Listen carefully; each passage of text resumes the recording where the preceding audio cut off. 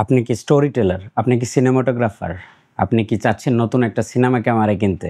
So wait.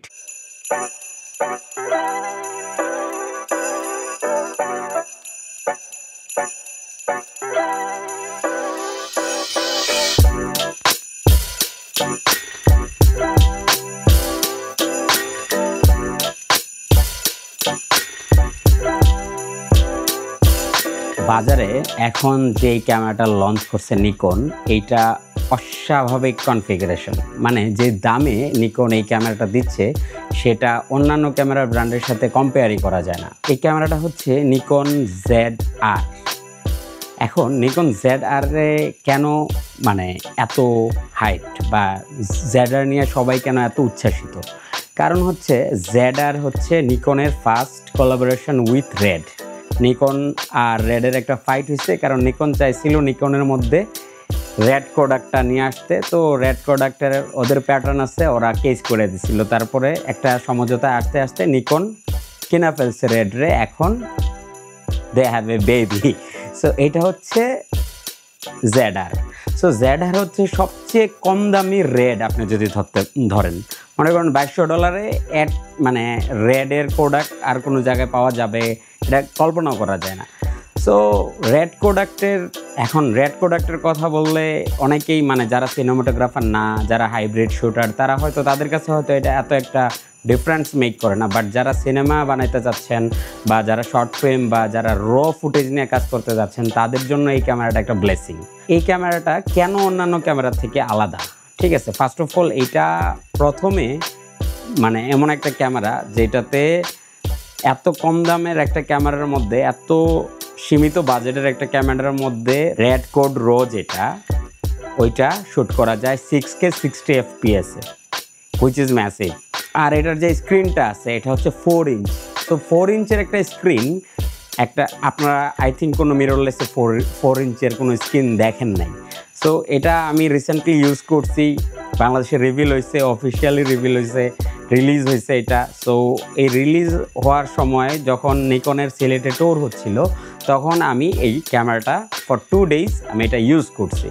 So এইটা এত light, এত হ্যান্ডি। সনির ক্যামেরাটা যেমন একটু মানে গ্রিপ লাগাইলে, নিচে ব্যাটারি গ্রিপ লাগাইলে যখন এটাকে সুন্দরভাবে ধরা যায়, এই নিকনের ক্যামেরাটা এরকম না। নিকনের ক্যামেরাটা ডাইরেক্টলি আপনি ধরলে আপনি হাতে একটা ভালো গ্রিপ পাবেন।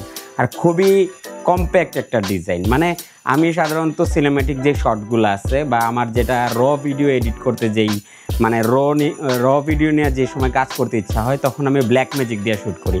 সো ব্ল্যাক ম্যাজিক দিয়ে যখন শ্যুট করতে যাই, তখন আমার battery, external SSD, auto focus, lot of things নিয়ে চিন্তা করা লাগে। কিন্তু এই ZR-এ আমি এত কম্প্যাক্ট অরিজিনাল ব্যাটারি দিয়ে 2 ঘন্টার উপরে রেকর্ড করা যায় র। মানে আমার চিন্তার বাইরে, আমার ইমাজিনেশনের বাইরে। তারপর এটার মধ্যে আবার CF এক্সপ্রেস যেই টাইপ বি কার্ডটা আছে, ওইটা সুপার ফাস্ট। ওই জায়গায় আপনার SSD-র দরকার নেই। আপনি একটা ভালো মানের, অবশ্যই এগুলো অনেক প্রাইসই। এখন যখন you are in a cinema business, so এই জায়গায় প্রাইস বা মেমোরির স্পেস এইসব নিয়ে কথা বলে লাভ নেই। সো এখন এই ক্যামেরাটার মধ্যে আর কি আছে? আরেকটা জিনিস আছে 32 বিট অডিও।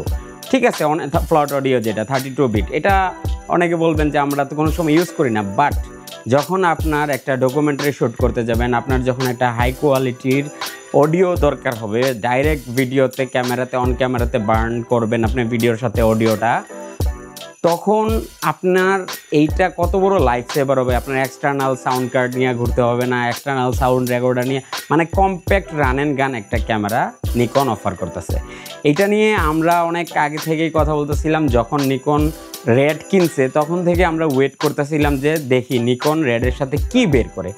আর সবচেয়ে বড় কথা হচ্ছে কমোডোর সাথে যদি আপনি এটা চিন্তা করেন, কমোডো হচ্ছে সুপার 35 সেন্সর, আর এটাতে হচ্ছে ফুল ফ্রেম সেন্সর। মানে রেডের একটা ক্যামেরা থেকে যদি আপনি একদিক দিয়ে কম্পেয়ার করেন, এটার সেন্সর সাইজ অনেক বড়।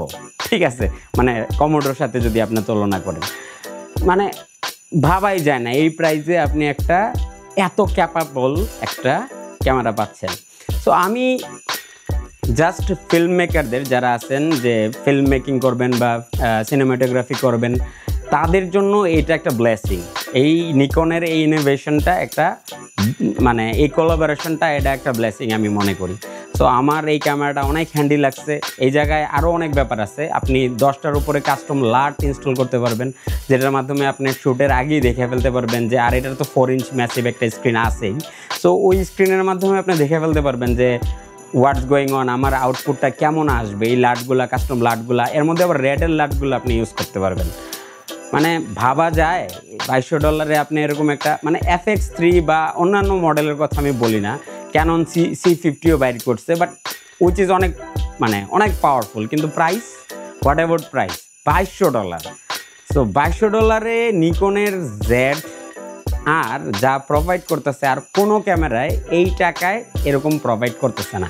এখন প্রশ্ন হচ্ছে আপনি কি তাহলে সব ক্যামেরা থেকে ZR মুভ করবেন? এখন যদি আপনি যদি নতুন ক্যামেরা এই ইন্ডাস্ট্রিতে মুভ করতে চাইতেছেন, তাহলে আমার অ্যাডভাইস হবে হ্যাঁ আপনি নিকনের সাথে মুভ করতে পারেন, কারণ যেহেতু নিকন অলরেডি রেডের সাথে জেড সিনেমা রিলিজ করা শুরু করছে, সিনেমা সিরিজ, সামনে আরও ভালো ভালো কালেকশন আসবে। কিন্তু নিকনের সাথে ফার্স্ট চ্যালেঞ্জ হচ্ছে নিকনের জেড লেন্সেস। ক্যানন সনির মতো এত লেন্স নাই নিকনের, ঠিক আছে? সো বাট নিকনের যে প্রাইম লেন্সগুলো আছে হুইচ ইজ মাইন্ড ব্লোয়িং, খুবই শার্প, খুবই দারুণ ইমেজ কোয়ালিটি পাওয়া যায় হচ্ছে ওই লেন্সগুলো থেকে। আপনি অ্যাডপ্টার লাগায় থার্ড পার্টি যে কোনো লেন্স ইউজ করতে পারবেন। যেমন আমি ওয়াইল্ড লাইফ যখন শ্যুট করি তখন ক্যাননে আমি টামরনের লেন্স ইউজ করি, বা আমি অনেক সময় ফুজি ফিল্মে আমি ক্যাননের লেন্স ইউজ করি অ্যাডপ্টার লাগায়, আমার কাছে ভালোই লাগে। কিন্তু এটার যে অটো ফোকাস, আরেকটা জিনিস যেটা অটো ফোকাস এত দুর্দান্ত করছে, আপনি কোন সিনেমাতে অটো ফোকাস পাবেন এই টাইপের, এটা আপনার আমার কমেন্ট বক্সে জানাবেন যে লাইক হ্যাঁ সনির আছে, বাট সনি সিনেমা ক্যামেরাতে আমার যে একটা সমস্যা, যে মানে সনি ক্যাননের সাথে আমার যে একটা মানে আমার ভালো লাগার যে ব্যাপারটা ছিল সেটা হচ্ছে র সাপোর্ট। লাস্ট ক্যানন আর সিরিজগুলোতে র সাপোর্ট দিচ্ছে র ভিডিওর, কারণ আপনারা জানেন যারা আমরা ফটোগ্রাফি, ভিডিওগ্রাফি, কালার গ্রেডিং নিয়ে কাজ করি, আমাদের জন্য রটা অনেক ইম্পর্টেন্ট, র ভিডিও ক্যাপাবিলিটিটা অনেক ইম্পর্টেন্ট। সো এই ক্যাপাবিলিটিটা এখন দেওয়ার কারণে পুরো গেমটাই চেঞ্জ হয়ে গেছে। তো সনিতে ম্যাক্সিমাম সময় র ভিডিও পাওয়া যায় না, প্রোরেস, অ্যাসলক, দ্যাটস হাইয়েস্ট। সো এখন আর সনিতে শ্যুট করার জন্য যে ক্যামেরাগুলো আছে এগুলো which is very expensive, very expensive.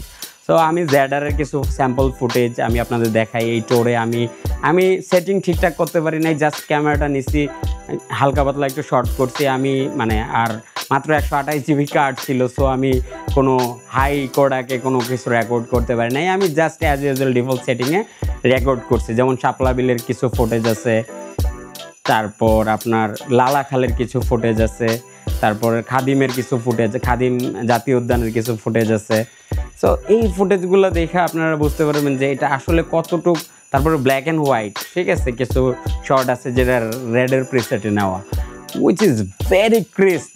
আর আমি এটার সাথে ইউজ করছি ম্যাক্সিমাম টাইম হচ্ছে Z50mm 1.4, আরেকটা হচ্ছে নিকন জেড লেন্স, আরেকটা হচ্ছে 24-105 f4। সো দুটোটা লেন্সই দারুণ শার্প, দারুণ রেজাল্ট আমি পাইছি।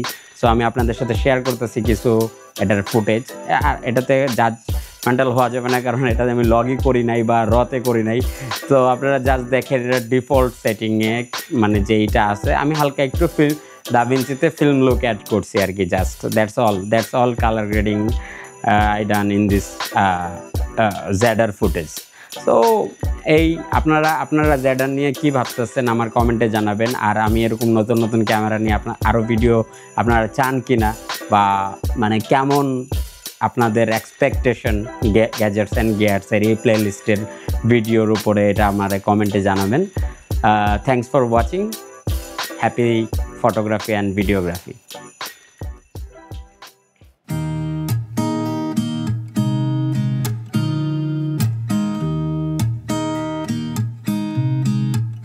There's a new day that will come again tomorrow.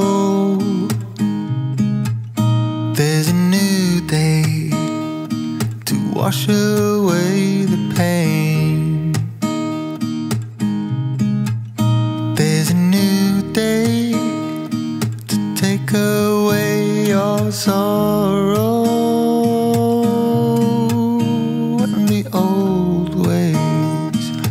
washed out by the rain.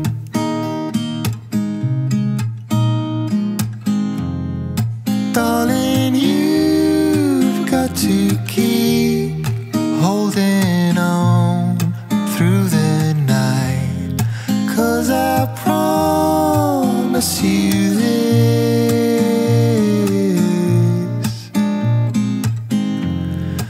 if you try to get some sleep, if you